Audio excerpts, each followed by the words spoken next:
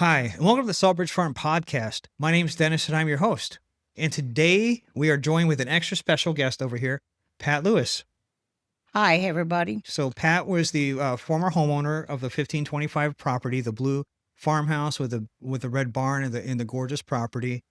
And we've just been in contact ever since I got to town. And we text each other, we talk, and we share a lot of things in common. Yes. And I really thought it was important that people who learn about the farm get to learn about the history of the farm. So if you wouldn't mind, tell me a little bit about the history of the farm over there.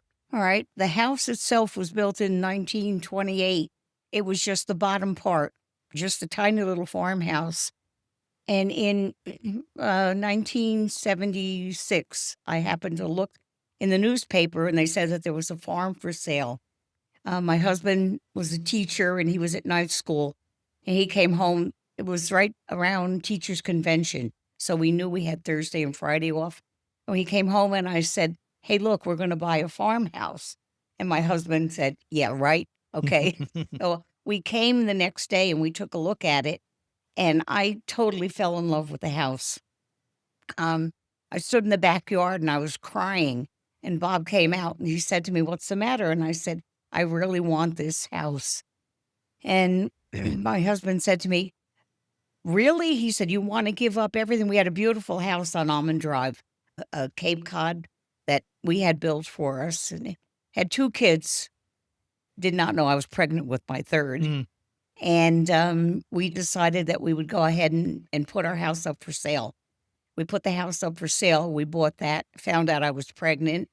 We moved in 77, and we didn't have enough room. The house was so small that, meanwhile, one of the brothers that owned this house was selling. And so we decided maybe we would buy this house. Oh. Okay. We walked over and there was no way we wanted to stay where we were. And we added on. We put the 2 wings on. And then in 1990, we raised the roof. Okay. My son was born in July, and he really had to live in the closet because we had no room for him. So anyway, I was a teacher, but we decided that I would stay home with the kids, and I didn't go back until my son was in 5th grade. My husband and I have always done everything organically. Even in Almond Drive, we had gardens and never used chemicals. So anyway, we moved in here and years went by, kids got older, and we decided that we would do an herb farm. We got certified by Rutgers to grow everything organically. And we were right on the cusp of the organic movement. If we were doing it now, I think we'd be rich. Yeah. But we helped a lot of people. That's basically the whole story. The barn that's in the back, not the red one my husband built. It was almost like a barn raising that you'd see in the Amish country. Sure. A bunch of our friends came over and literally raised the roof, put the walls up and everything. We bought 2 more acres, so we wound up with 3.5 acres. And that gave us that whole big piece of property. And then, as I said, we did the herb farm for a number of years. And then our plan was to go and sell and buy an Airstream and go cross country.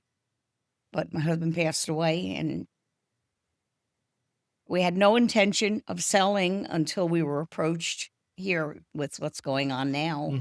And it's right in line with everything that we would have wanted to have happen. So who approached you to buy the property?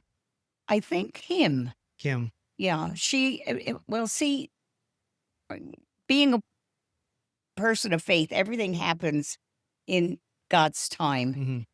I thought I was gonna sell right after my husband died, but then I realized the timing wasn't right. And this happened, I guess Heather and Kim were friends. In fact, Kim was in my Girl Scout troop. So Heather is your daughter. Heather's my daughter. And Kim is Kim Veith, the CEO of Bright Harbor Healthcare. And so it just goes round robin. We said yes I always said that I would never live in Holiday City unless I was on the water. A good friend of mine, her mother was going into permanent care over at Rose Garden. Okay. Her house was up for sale. It was on the water. Mm, So I bought that house, sold this house, and the rest is history. yep, Met Dennis and found out we had a lot in common. we do. And And you actually hosted our first private fundraiser at your church for Sawbridge Farm. yes, And I really want to yes. say thank you for the chance to speak. It was a lovely group of women. You guys raised a lot of money for us, and we're very grateful. And we were gifted, blessed with a picture of the dragonfly. That was the first thing I noticed when I walked in that room to speak. I remember And that. I'm just like, wow, Yeah. because I recognize how long diamond art takes. And I love the idea of the dragonfly because they spend time in a metamorphosis state, a Hmm. couple years underwater in like larvae form. And then they emerge and they're beautiful. And that's what I see is what's happening here with this property Hmm. and the movement in general with helping the young adults. Yep. Right. So thank you again for that. We had a wonderful time. I can't believe we raised what, $1,500? Yes. Yeah. And for a bunch of women bidding on things that they didn't know what it was. Hmm. Well, they enjoyed you. They want you to come back again. I would love to come Yeah, back. we'll do Absolutely. that again. Absolutely. It's just, to me, I don't know, it's just a lesson in the way things should work. Hmm. If we could have picked anything to have happen in our house, it would have been what's going on now. My children are just delighted about it. In fact, they all listen to the podcast, Oh, okay. and Howdy, guys. I Yeah, it's just and I've been trying to get you on the podcast for a while, but I don't think it was the timing was right yet. You know, and right now, as we speak, we have contractors working on the barn that your husband built. They're rewiring it, get the electric up to code, get some Mhm. lighting up, and all of that kind of thing. And people ask me like, was I going to tear down that barn? I'm like, no, No. that's a really well constructed barn. It needs a little TLC right Yeah. now, so we're going to install a French drain in the front so the water doesn't come in. Mhm. And then we're going to pipe that water off the side to make a butterfly garden, which would be That's great. wonderful. Get all the windows and doors into tip top shape and maybe make a place to sell produce downstairs. And we're going to use some of your husband's old tools upstairs to build things and give workforce skills to the young adults here. See, that's wonderful. Mhm. Things actually went downhill after Bob died. Mhm. Um, the barn took a beating, Mhm. Inside was fine, but because the house was built in 28, um, there would have been plumbing problems and a bunch of other things, but you've got that under control now. Yeah, yeah, and I've showed you the plans, and it's a big remodel, but we have a great contracting crew. I'd like to introduce you to the contractor. He's a great guy, really really thoughtful, and I felt like we had to have the right people work on that property. But it's going to be a beautiful project. I'm very excited for that. Definitely invite you out when we have the ribbon cutting event for the program in general. And it's just kind of a work in progress. So we do have some news. I don't know if I shared with you yet. We're going to get a bread shed. It's to sell sourdough bread on the roadside. You're So, kidding. yep. So I had Rebecca over last night. Thanks, Rebecca, for sharing her top secret recipe. I'll be sure to get you a starter of that because Please, I started it once, uh-huh, okay? I made one loaf. uh-huh, It was okay, uh-huh. but it wasn't It wasn't tangy, right? right, no. Yeah. So she shared me her top secret recipe. And if anyone knows Rebecca, she has literally the best sourdough bread. So I'll be sure to get you one of those starters too. Okay, Yeah. great. I definitely would like one. Yeah, Perfect. yeah. So that's fun. And eventually when we get all the produce in the field growing, we'll be doing that. I haven't showed you lately, but we pretty much cleaned out the old greenhouse. We're going to drop a couple of the trees that have grown into it, and we're going to get that old greenhouse on your old property working again. So I'm excited for that.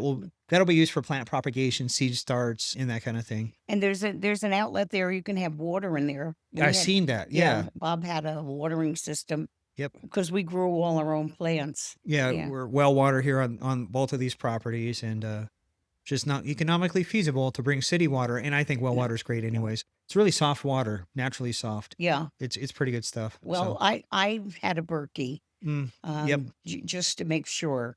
but we had the water tested many times. Hmm.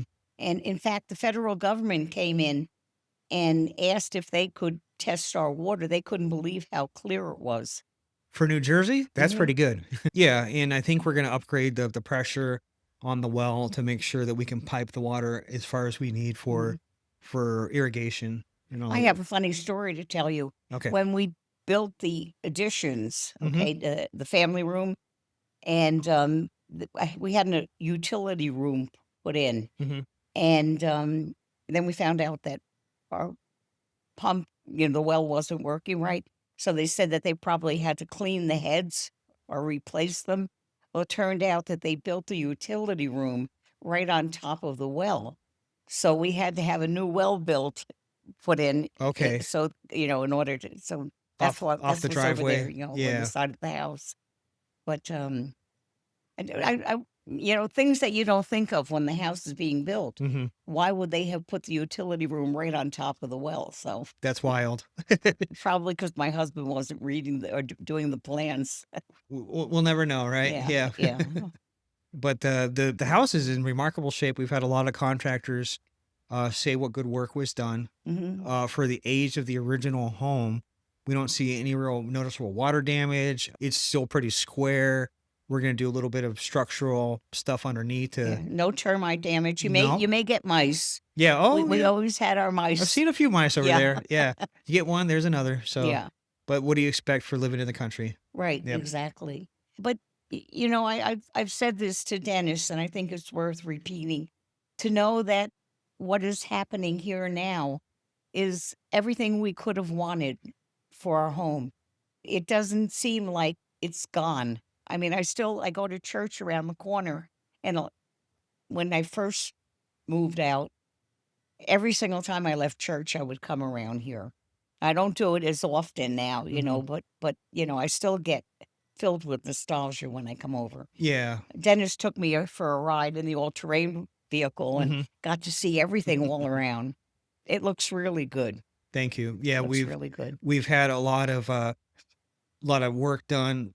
We have this one intern that can graduate on time because of all the work to be done. So he's out. He loves chainsaws, so he's out there working, and he's graduating on time through Rutgers, ironically. Yeah. Yeah, so it's been a blessing for everyone. We'll have plenty of firewood pretty soon, Hmm. and the milkweed's coming up right now. Yeah, that's kind of special. The property, there's a huge, probably about an acre of milkweed, I would say.